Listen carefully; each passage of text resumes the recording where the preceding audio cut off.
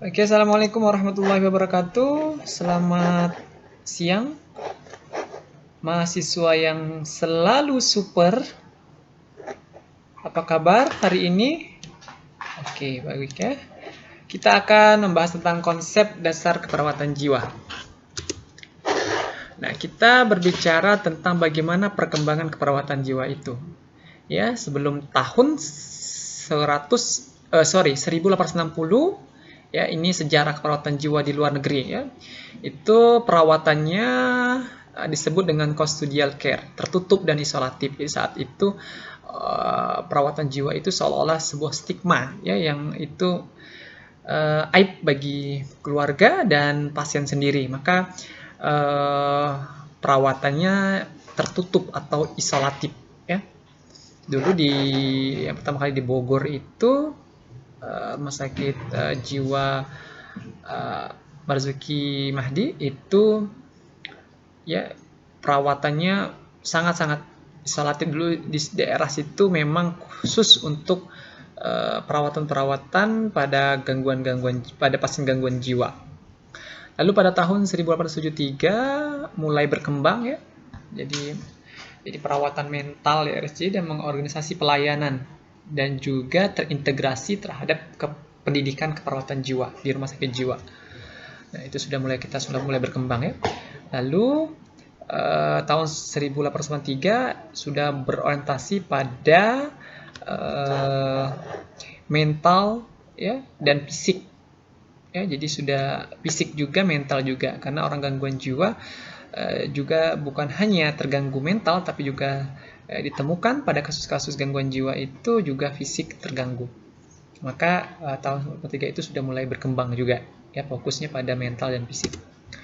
Tahun 1913 ya, John Hopkins juga mendirikan sekolah perawat ya, memasukkan perawatan psikiatri dalam kurikulum. Jadi keperawatan kejiwaan itu sudah dimasukkan dalam kurikulum. Ya, mulai muncul berbagai terapi somatik, ECT ya. Tahun 1950 peran perawat psikiatri mulai berkembang saat itu karena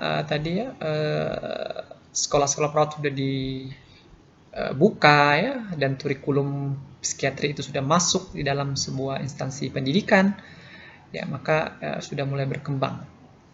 Tahun 1991 mengembangkan hubungan perawat klien merupakan prosesnya. Jadi tahun 1991 itu sudah mulai proses terapeutik antara hubungan perawat dengan klien.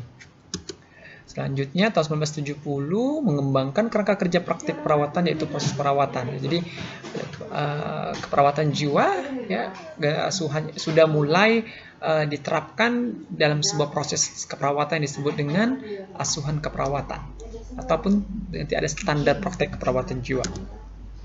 Ini di Indonesia ya, tahun 1982 itu ya, di Bogor ya pertama kali. Seperti saya jelaskan di awal tadi ya.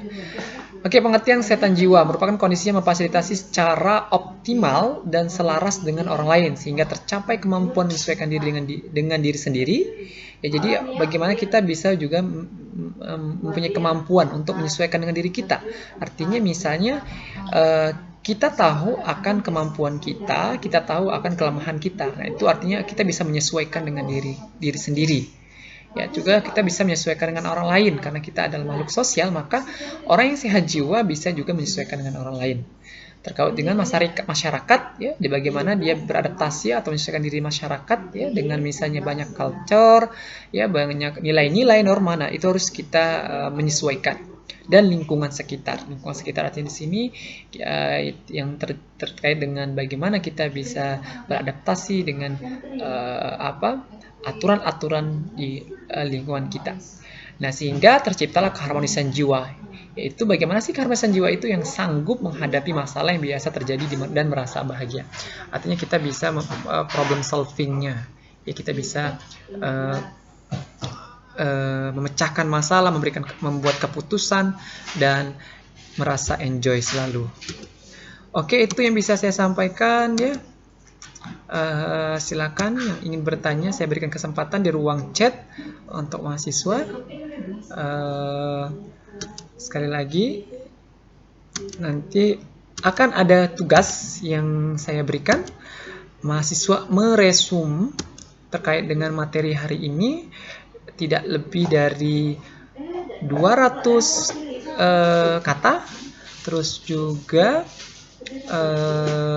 dalam kertas A4, terus juga ukuran tulisannya Times New Roman dengan ukuran tulisan 12. Oke, terima kasih. Assalamualaikum warahmatullahi wabarakatuh.